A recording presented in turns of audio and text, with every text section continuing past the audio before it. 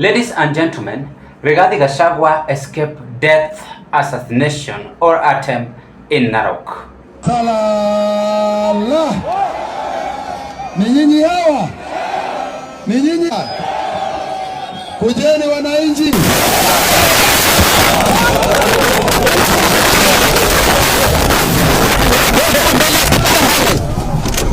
Now, in this, I want us to have a candid discussion why William Ruto's men decided to use live bullet and even threw a lob tear gas towards Rigathi Gachagua when he was campaigning for his candidate ahead of this election 27th this week.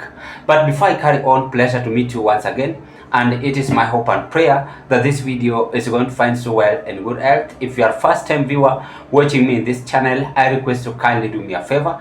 Take a 1 second, click that notification bell and subscribe to our YouTube channel. Ladies and gentlemen, allow me to divert into this conversation. And I said here, and I'm still repeating, that many politicians today are having a political feelings, which is not going to happen even in this upcoming general election 2027. And the main reason why I'm still insisting that these feelings in politics we are trying to portray is not going to create any development in this country is what we have seen in Narok. Rigathi Gachagua had a cool time, he had a nice time, and he has that power, he has that mandate to exercise his right. That is his right. Like William Ruto, like Moses Masika Wetangula, like me, like any other person, to demonstrate so that any candidate or any other person can as well do it in each and every county he or she will visit. But guess what? After all this drama, Rigathi still managed to talk to the people in Narok. And let's watch this video, then we will still proceed with this kind of political discussion. After all this political hatred, Rigathi sees today in Narok. Nimefika sijafika. Nimefika sijafika. Hii serikali ya kasoko inaogopa mimi Rigiji. Inaniogopa zaidi. Hata polisi zaidi ya 1,000. Hata wanizuie kufika Narok. Ndio niongee na watu ya Narok. Harambee. Harambee. Msiogope, hii ni vijana wachache. Hiyo vijana, hiyo ni watu wachache sana. Mudile na hawa vile natakikana, na msiogope, na msiuzue uoga. Mamasai oye, Narok oye, Maskode oye, Maskode ataingia. Hii ujinga mumefanya leo ndio itafanya Maskode apite asubuhi. Sindio? Atapita. Mimi nimeona hii siasa ya kasongo ya ujinga, ya fujo, ya kupiga watu mawe, ni siasa ambayo imepitwa na wakati. Sindio? Wangapi wanasema Maskode. Sindio? Sisi tutauziwa waka kweli? Hata mkitupa mawe, kura ya watu ya Narok mtafanyia nini? Si kura muko naye? Si mtapigia Maskode? Bona wewe Ole Ntutu na Kasongo mnataka kulazimisha watu ya Narok ati wapigie mtu yenu kura. Kwani kura itapigwa na nguvu? Harambee!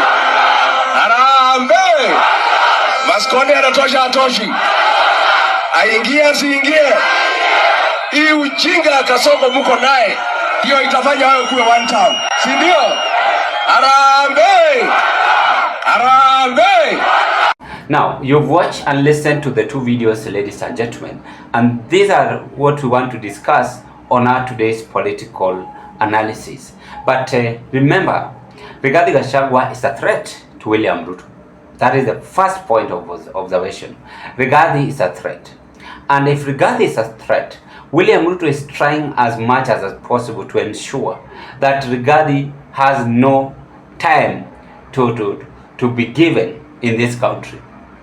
And that is why the other day I even warned some of the UDLites by saying, if you will continue campaigning this way, with these political feelings, with this political hatred, it's not going to work. And I insisted and I also repeated here by saying it can't work and it's going to be impossible.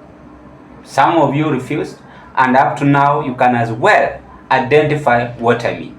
And today it might be not regarding Gachagua, it might be another person else. It might be not regarding, it might be not that person else, but you. So assume you are the team. Police loves tear gas towards you, and doing that, they are using live bullets. What was their target? It was regarding Gachagua to be shot.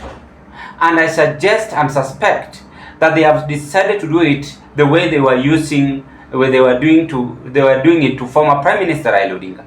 And that is why Rigathi faced all this political drama in Narok.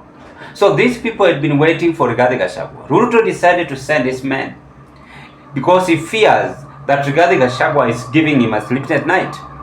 He decided to send his men. And I believe that this was just a state organizing scheme. Who are the people? Kithure Kindiki also clashed with Rigathi Gachagua the other day.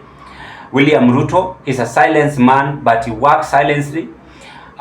These interior CS, they know very well what Gachagua is doing and creating political enmity between the presidency and the Wananchi.